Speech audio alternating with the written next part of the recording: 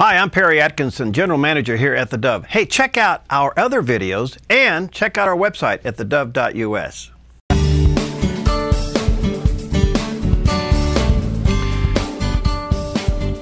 Welcome back. You know, about a week or so ago, we had the opportunity and the honor of talking to Avi Davis. He's an attorney and a journalist, a senior fellow with the American Freedom Alliance, and he was putting together the Failing Grades Conference and be meeting with some border regions as it relates to what's happening with academia, especially at the university level. Well, let's see what happened. Avi, nice to see you again. How you doing? It's great to see you too. Well, you're still taking in oxygen, so I guess you survived. What happened? It was quite an undertaking. It was really a fabulous conference. What happened? What was the response? Well, the conference was really focused on it was based on I think I told you last time, the California Association of Scholars report, the crisis of competence in teaching on the University of California campuses, the 9 campuses.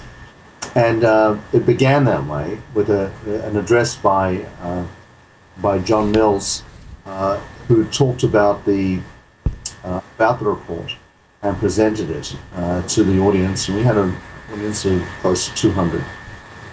And then it advanced to a series of panels which addressed teaching, the quality of teaching, grade inflation. Then we had the politicization of the classroom, of course, and a very interesting psychological examination of why it is so difficult for liberals to accept conservative opinion on campus and elsewhere. Then Victor Davis Hanson spoke and delivered just a stunning address, and he really pilloried the university system and warned that it is leading to the possibility of totalitarian government in this country, because we're not producing young Democrats, we're producing people with very closed minds. Then we moved to a discussion of the trustees, what their role and responsibility is. We had an excellent panel with several regents, both in Colorado and in California. Then, following that was a very interesting panel examining the explosion of online universities throughout the United States, which is a burgeoning area of fantastic opportunities now for both entrepreneurs and for students to develop educational channels for young people to learn basic skills and make them ready for the marketplace. And wow. Then finally, Herbert London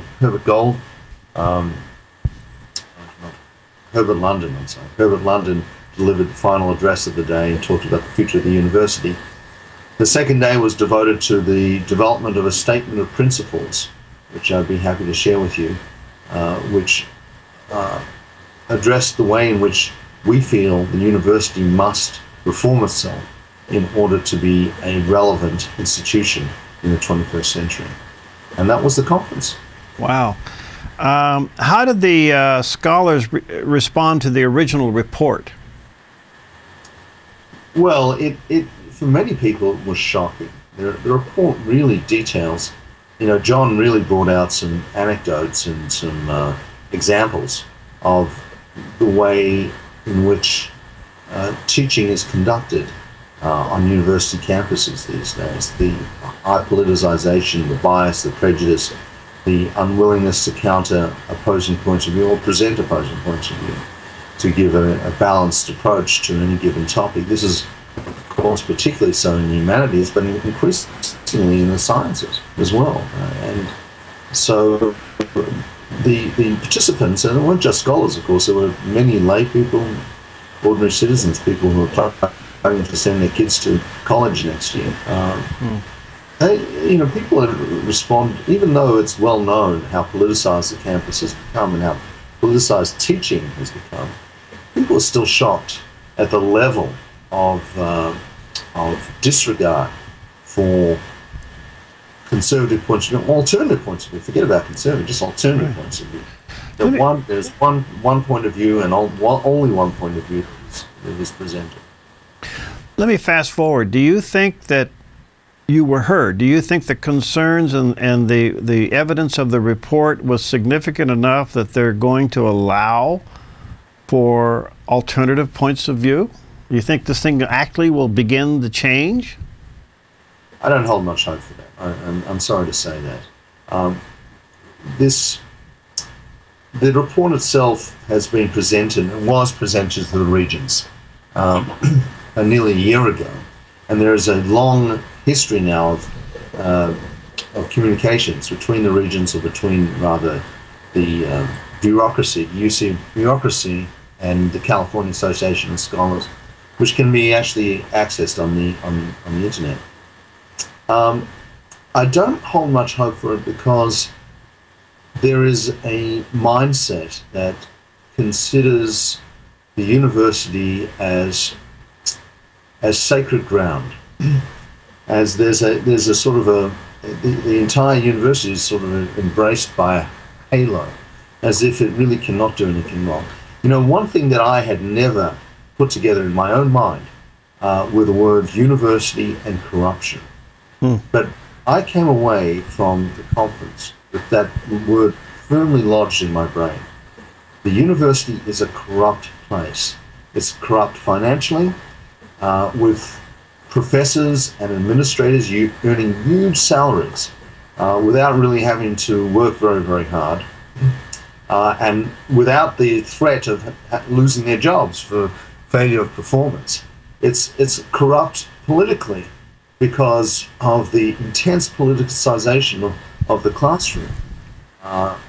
So, you know, this is when you have something so corrupt and you don't have a government or a media or any other institution willing to challenge it, and you don't have a citizenry willing to challenge it, the chances of change are remote. And that is why I'm so enthusiastic about the alternative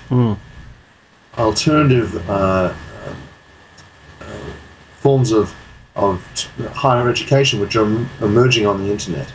Very, very enthusiastic because it will challenge the brick and mortar universities.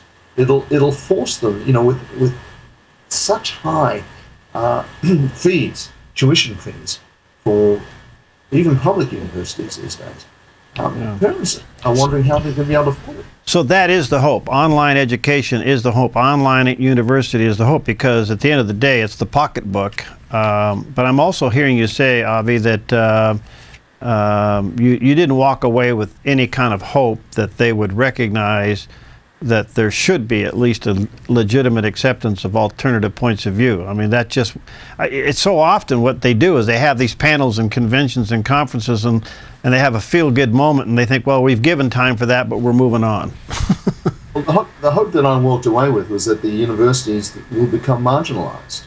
Yeah. You know, I think that these are institutions which have become impregnable because, you know, the only people who really care about education are those who are sending their children to the institutions, right, you know, on a wide scale. And that only lasts for, say, 4 years. And then parents' interests move on. So there is a certain impregnability to the university, but there is a way to bypass them now, which is very exciting. And there's a prediction that of the 4,500 colleges in the United States, nearly 80% of them in 20 years will no longer exist. Wow.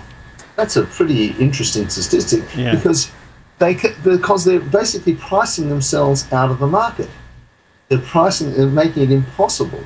I mean, students take on debt that has them writing checks to on their student loans into their 40s. Yeah. $250,000 in debt for the highest Ivy League universities. Nobody can afford to do that. Yeah. Nobody can live a life like that. Yeah. And so, change. Wow. Listen, thanks for the update. I really appreciate your pioneering and stalwartness to go forward into this. Can people stay in contact with you through the American Freedom Alliance? Yes, of course. They can sign up for our newsletter, the www.americanfreedomalliance.org. They can also access the website for the conference on our website. It's a mini website called Failing Grades, the Crisis in Teaching on Our University Campuses. And we'll have the video from the conference up there within a week. Okay. We've just issued the draft statement of principles, so they'll be able to see that as well. All right.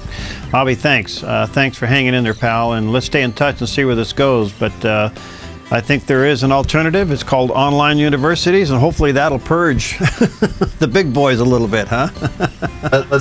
Let's hope so. You know, they deserve our encouragement. All right. God bless you, my friend. Talk soon, okay? Okay, great. Thank you. All right. We'll see you next time on Focus Today.